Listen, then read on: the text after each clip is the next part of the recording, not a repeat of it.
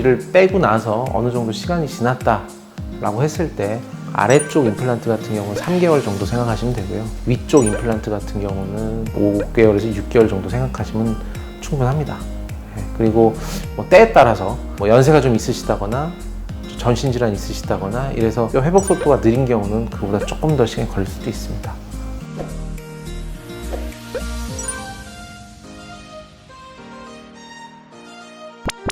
대략적으로 평균 수명을 물어보신다면 일단 지금은 대략 10년 정도를 말씀드리지만 사실 큰 의미가 없는 것이 사람마다 너무 다릅니다. 어떤 분들은 진짜 뭐 몇 년 못 쓰고 문제가 생기셔서 재수술을 하는 경우가 최근에는 상당히 많죠. 20년, 30년 정도 쓰시고도 뭐 멀쩡하게 잘 쓰시는 분들도 있으시기 때문에 수명에 관심을 가지시는 것보다는 임플란트를 심고 나서의 관리에 관심을 가지시는 것이 훨씬 낫죠. 왜냐하면 그럼으로써 수명을 쭉쭉 늘릴 수가 있거든요.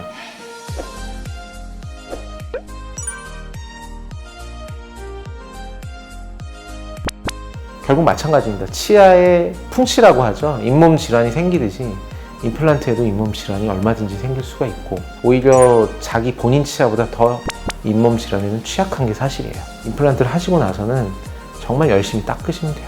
문제가 생기는 건 잇몸에만 문제가 생기기 때문에 잇몸 관리를 열심히 하시면 됩니다. 그래서 검진이나 어떤 뭐 청소라든지 스케일링 이런 것들을 꼭 받으시는 것들을 추천을 드리죠.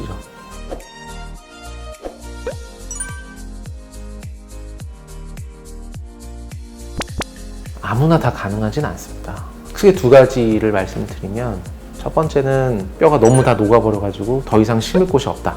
이러면 임플란트가 불가능합니다. 아니면 한다고 하더라도 좀 뼈 이식이나 이런 것들 무리해서 해야 되는 경우, 그런 경우는 임플란트를 못할 수도 있죠. 두 번째는 전신질환 관련된 내용인데 수술 자체를 좀 못하는 경우가 있을 수가 있습니다. 비스포스포네이트 제제를 골다공증 치료제로 쓰시는 분들의 경우는 당장은 임플란트를 하시면 안 돼요. 혹은 어떤 다른 질환 때문에 수술 자체가 힘드신 분들이 있습니다. 그런 부분에 있어서는 저희 치과 의사들과 내과 혹은 뭐 다른 과 선생님들하고 협진이 굉장히 필요한 부분이죠.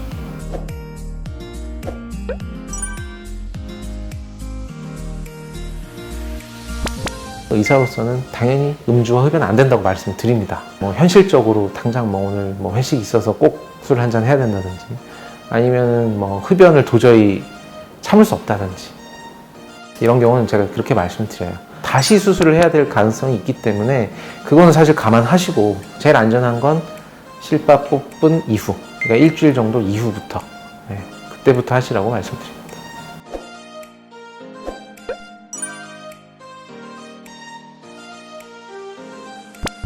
틀니가 두 가지 종류가 있어요. 전체 틀니가 있고요. 부분 틀니가 있습니다. 이를 다 뽑아야 되는 경우는 전체 틀니. 그러니까 치아가 다 흔들리거나 뭐 다 문제가 있어서 살릴 수 있는 치아가 없을 때, 그러니까 이거 하나도 없는 상황에서 틀니를 하는 거죠. 그런 경우 한 가지가 있고 부분 틀니. 어떤 치아들은 멀쩡하고 어떤 치아들은 문제가 있어서 치아를 빼고 이가 남은 경우, 그런 경우는 이제 부분적으로 틀니를 하는 거죠. 남은 치아들을 활용을 해서. 그래서 틀니를 한다고 치아를 다 빼는 건 아닙니다.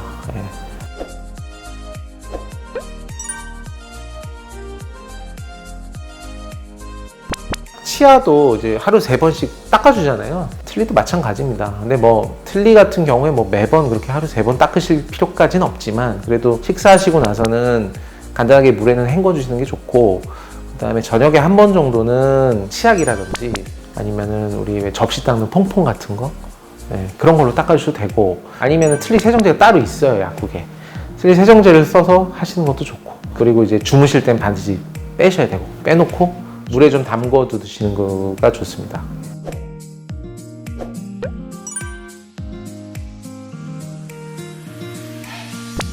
치과에서 이제 느낄 수 있는 가장 극심한 통증 중에 신경치료 항상 1, 2등을 하죠.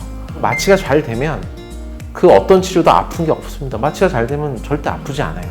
근데 충치가 너무 심하다거나 시수염 염증률이 너무 높다거나 이런 경우는 마취를 해도 마취액이 작용을 잘 안 합니다.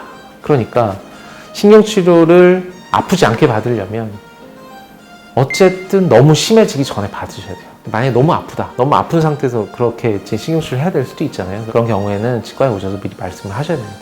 마취를 뭐 기본적으로 하는 것보다 더 좀 센 걸 하거나 아니면 좀 더 충분히 마취를 해서 하면 아무래도 좀 덜 하거든요. 그래서 그런 부분들을 미리 얘기를 하시면 좀 더 덜 아프게 받으실 수 있고, 아프기 전에 치료를 하시는 게 제일 좋다는 거.